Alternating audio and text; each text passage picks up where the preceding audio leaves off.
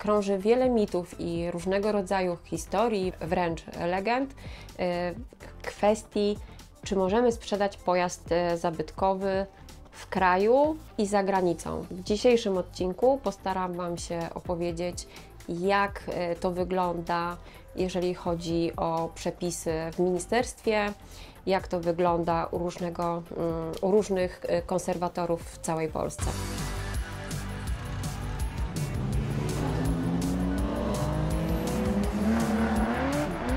Witamy na kanale YouTube magazynu Classic Auto.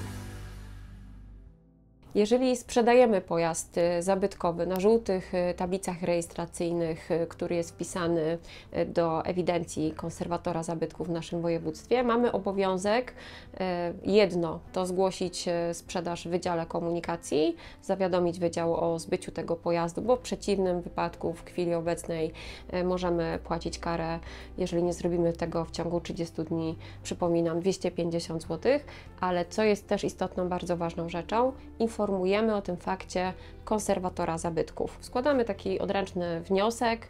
Niektórzy w urzędach u konserwatora zabytków mają taki druk gotowy na stronie, ale w większości piszemy odręcznie, załączając tą umowę kupna-sprzedaży czy fakturę sprzedaży tego pojazdu, informując o tym, że już nie jesteśmy w posiadaniu tego pojazdu. Jeżeli nabyliśmy już taki pojazd na tablicach żółtych jako pojazd zabytkowy i jest on wpisany do konserwatora zabytków, wtedy udajemy się do Wydziału Komunikacji celem przerejestrowania pojazdu.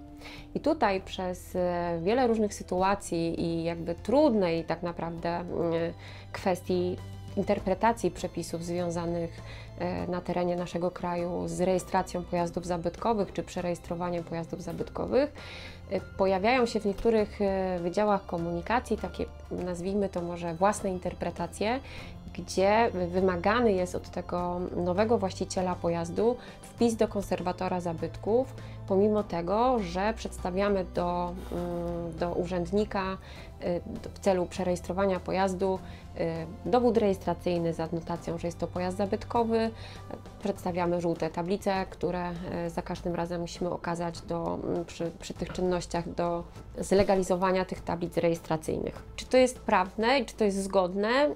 Absolutnie nie, ponieważ w ustawie o ruchu drogowym przy formalnościach związanych z przerejestrowaniem pojazdów nigdzie nie ma takiego zapisu, że musimy okazać taki dokument.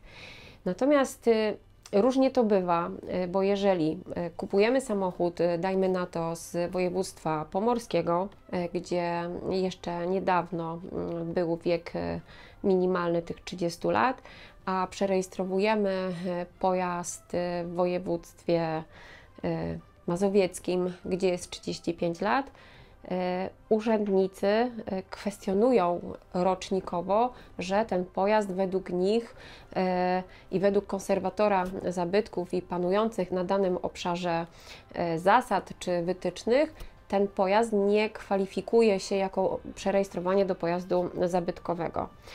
Przeprowadziłam wiele rozmów i myślę, że Wy też macie własne zdanie i własne doświadczenia na ten temat, o czym możecie napisać nam w komentarzach, gdzie mam nadzieję, że zgłosicie swoje historie, co pozwoli udoskonalić przynajmniej spróbować mieć wpływ na zmianę tych przepisów.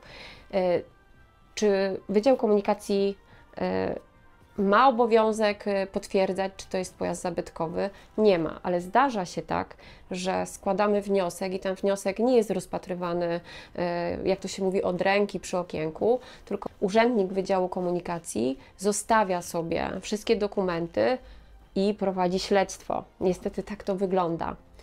Z jednej strony jest to niezrozumiałe, a z drugiej strony, biorąc pod uwagę działalność różnych prywatnych, nazwijmy to delikatnie, instytucji, następuje dość, że tak powiem, dogłębna weryfikacja tych dokumentów do tego stopnia, że urzędnik z innego województwa w Wydziale Komunikacji potwierdza u konserwatora zabytków, czy w danym województwie, czyli dajmy na to tutaj w pomorskim, czy ten pojazd podlega.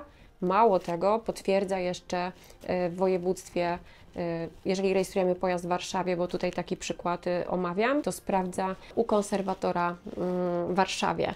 Przedłuża się nam proces przerejestrowania pojazdu z faktu, że nie ma spójności przepisów w Polsce, bo jak wiemy, mamy różnorodne przepisy, interpretacje każdego konserwatora zabytków w Polsce. Jest aż 16 różnych interpretacji i zastosowań przepisów co do pojazdów zabytkowych na terenie naszego kraju. Po dzisiejszych rozmowach z ministerstwem udało się ustalić, że jakby trwają prace nad tym, żeby każdy konserwator zabytków posługiwał się tymi samymi kryteriami, czyli trwają prace nad ujednoliceniem tych przepisów, żeby wszędzie było tak samo. No więc jak to jest, jak kupimy taki pojazd w jednym województwie, gdzie są kryteria wieku 30-letniego pojazdu, a kupujemy go i mieszkamy w województwie, gdzie są wyższe te kryteria, 40 czy 50 lat. Kwestie są niejasne, bo tak samo jak i bezpośrednio urzędnik u konserwatora zabytków czy w Ministerstwie Kultury i Dziedzictwa Narodowego nie do końca są tego pewni, natomiast stoją przy stanowisku, że jeżeli pojazd został wpisany i spełnił kryteria w danym województwie, to następne województwo, czyli tam, gdzie kupujemy i rejestrujemy ten pojazd, czy gdzie pojazd przechowujemy, to ten konserwator zabytków, pomimo tego, że ten pojazd według przepisów nie spełnia kryteriów w danym województwie, powinien być uznany przez tego konserwatora jako pojazd zabytkowy. Czyli jeżeli mamy 30-latka i kupujemy go, mieszkają w województwie czy w Białymstoku, gdzie jest ta najwyższa w tej chwili kryteria wiekowa pojazdu, bo 50 lat, to nie możemy mieć żadnych obaw, że konserwator z Białegostoku wykreśli nam ten pojazd z ewidencji pojazdów zabytkowych u konserwatora zabytków. Co za tym idzie, nie powinniśmy utracić tych tablic rejestracyjnych. Ciekawostką jest to, co udało mi się dzisiaj ustalić, że jeżeli ja kupuję pojazd na żółtych tablicach i nie chcę, czy nie wyrażam zgody na to, jako nowy właściciel tego pojazdu, na to, żeby pojazd był pojazdem zabytkowym, składam taki wniosek do konserwatora zabytków w moim mieście i proszę o wykreślenie go z ewidencji rejestru pojazdów zabytkowych. Jest to duże zaskoczenie, bo o tym się głośno nie mówi, że jeżeli masz już samochód raz zarejestrowany na żółte tablice, to do końca życia tego pojazdu on musi być na żółtych. Jakby został rozwiany, bo nie trzeba wcale zgadzać się na to, że jako ja, nowy właściciel pojazdu, chcę mieć pojazd zabytkowy. Po prostu mogę go przywrócić wtedy z powrotem na białe tablice rejestracyjne. Oczywiście, jeżeli konserwator zabytków wyda mi do tego zgodną decyzję, że wyklucza ten pojazd z rejestru zabytków. Kolejny mit to to, że nie możemy wyjechać pojazdem zabytkowym za granicę. Jeżeli posiadamy taki 30 czy 40-letni pojazd, który chcemy wywieźć za granicę, pojechać nim na rajd, wystawić się na targach zagranicznych, czy sprzedać ten pojazd, nie musimy w tym momencie składać żadnych wniosków do konserwatora zabytków, żadnej zgody na wywóz czasowy, jednorazowy, wielokrotny czy stały. Nie dokonujemy w tej sytuacji żadnych formalności, ponieważ nie ma takiego obowiązku.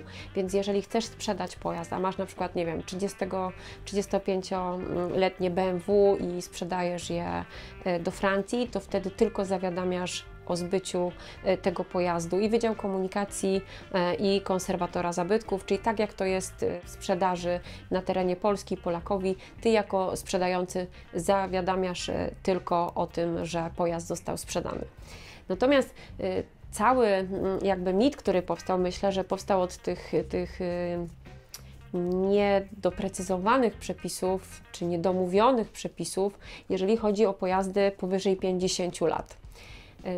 czy pojazdy zarejestrowane na żółtych tablicach rejestracyjnych, czy wpisane do konserwatora zabytków, czy będące eksponatem w muzeum, czy po prostu będące na białych tablicach rejestracyjnych, dla tych pojazdów wymagane jest zgłoszenie do konserwatora zabytków takiego pojazdu, który chcesz sprzedać, czy chcesz wywieźć na targi, czy chcesz pojechać na rajd. Do tych pojazdów powyżej 50 lat jest taki wniosek wymagany, czyli jest to cała procedura, jaką należy załatwić u konserwatora zabytków. Także to, że masz samochód na białych tablicach rejestracyjnych i on nie jest wpisany do żadnego rejestru, ani nie jest u konserwatora zabytków, ani nie jest obiektem w muzeum, to wtedy również musisz złożyć taki wniosek. Jeżeli takiego wniosku nie złożysz, to wtedy niestety, a wyjdzie, w cudzysłowie powiem, na jaw to, że pojazd opuścił nasz kraj, co nie jest tak naprawdę trudno, no bo mamy system CEPiK, wyrejestrowujesz ten pojazd, także gdzieś te dane tak naprawdę się zapisują i nie musimy mieć żadnych mniejszych czy większych kontroli policji czy celników na granicy, żeby to dało się ustalić. To wtedy niestety konserwator zabytków według przepisów, i tutaj ja bym nie chciała nikogo ani straszyć, ani przestraszyć, może złożyć wniosek, czy składa nawet wniosek, bo dzisiaj takie twierdzące informacje otrzymywałam, że może zgłosić wniosek do prokuratury o nielegalne wywiezienie dobra kultury za granicę, czyli nie otrzymaliśmy takowej zgody na to, żeby ten pojazd wywieźć. Co musimy zrobić, żeby taką zgodę, czy na wywóz stały, czy na wywóz czasowy, czy jednorazowy, czy wielokrotny uzyskać? No co musimy zrobić? Musimy złożyć przede wszystkim wniosek według wzoru, jaki w danym województwie obowiązuje u konserwatora zabytków, uiścić opłatę skarbową i to jest 44 zł albo 100 zł, załączyć 2 zdjęcia tego pojazdu o wymiarach 9×13. Lepiej jest dołączyć ocenę rzeczoznawcy wartości tego pojazdu. Jeżeli mamy taki pojazd 50-letni, to w myśl przepisów o taką zgodę ubiegamy się, jeżeli on ma 50 lat i kosztuje powyżej 32 000 złotych. Prawo unijne ogólne, czyli te, które jeszcze nas w tej chwili nie obowiązuje, wskazuje, że taki pojazd, który musi uzyskać według przepisów unijnych zgodę, to jest pojazd 75-letni, jeżeli ma powyżej 75 lat i ma wartość ponad 50 000 euro, więc ten przepis unijny jest taki bardziej korzystniejszy dla klasycznej czy zabytkowej motoryzacji. W Polsce mamy tak inaczej i jakby pojazd jest na terenie Polski, to my jesteśmy zobowiązani do złożenia takiego wniosku. Zaznaczam, czy masz żółte tablice, czy masz wpis na te żółte tablice masz poprzez wpis do muzeum, czy masz konserwatora zabytków i czy masz białe tablice i nigdzie ten pojazd nie widnieje i nie ma żadnej opinii, czy on jest historyczny, unikatkowy i zabytkowy. On już z samej ustawy mówi nam o tym, że musisz taką zgodę posiadać. Otrzymałam jasny przekaz, że jeżeli nie złożysz takiego wniosku, no to grozi Ci niestety to postępowanie karne, no co jakby nie jest korzystne dla żadnego z nas, żeby gdzieś tam taki wyrok, który brzmi dość groźnie, bo to jest pozbawienie wolności od 3 miesięcy do 5 lat, załapać za to, że nie zgłosiło się do konserwatora zabytków o ten wniosek. Jak wygląda procedura, jeżeli złożymy taki wniosek? Mówi się o tym, że konserwator ma na to 30 dni. Jak to się ma w praktyce? Tak skompletowany wniosek przez konserwatora zabytków wojewódzkiego zostaje odsyłany do Narodowego Instytutu Dziedzictwa. I tam ta instytucja rozpatruje to, czy ten pojazd chcemy, żeby wyjechał czasowo, albo czy wyraża zgodę na to, żeby to była sprzedaż i zmiana miejsca postoju tegożże pojazdu zabytkowego. Mówi się, że urząd ma na to maksymalnie do 3 miesięcy, natomiast z doświadczenia wiem i z historii różnych usłyszanych, że niestety trwa to niekiedy do 2 lat, żeby Instytut Dziedzictwa Narodowego taki projekt decyzji, bo to się nazywa, że oni przygotowują projekt decyzji, przygotował, który mówi o tym, że wydana nam zostaje zgoda na to, żeby ten pojazd wywieźć. Może to zrobić nowy właściciel pojazdu, czyli jeżeli jest obcokrajowcem, to on może złożyć w ten wniosek, można już wtedy załączyć też dokument sprzedaży, a może to zrobić osoba, która jest obecnym właścicielem pojazdu, a ma się z zamiarem sprzedaży czy z czasowym wywiezieniem tego pojazdu za granicę. Znacznie łatwiej jest oczywiście uzyskać taką zgodę na wywóz czasowy. Maksymalnie ten czas to jest do 3 lat. I co jest bardzo ważne, ten pojazd po tych 3 latach powinien wrócić, raczej może nie powinien, on musi wrócić do kraju i należy ten fakt zgłosić u konserwatora zabytków, że ten pojazd wrócił.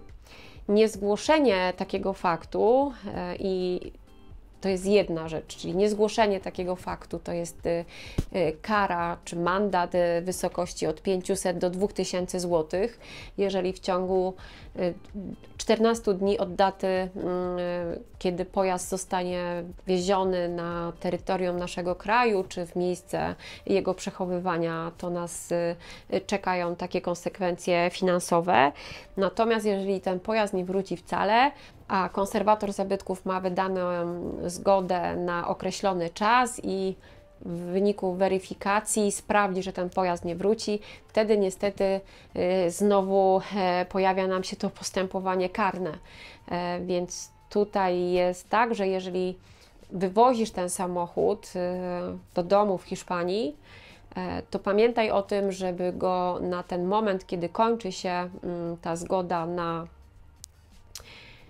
jeżeli ten moment, kiedy kończy się termin zgody na to, że pojazd może przebywać poza granicami kraju, żeby tego dopilnować, no bo niepotrzebnie płacić, niepotrzebnie mieć problemy.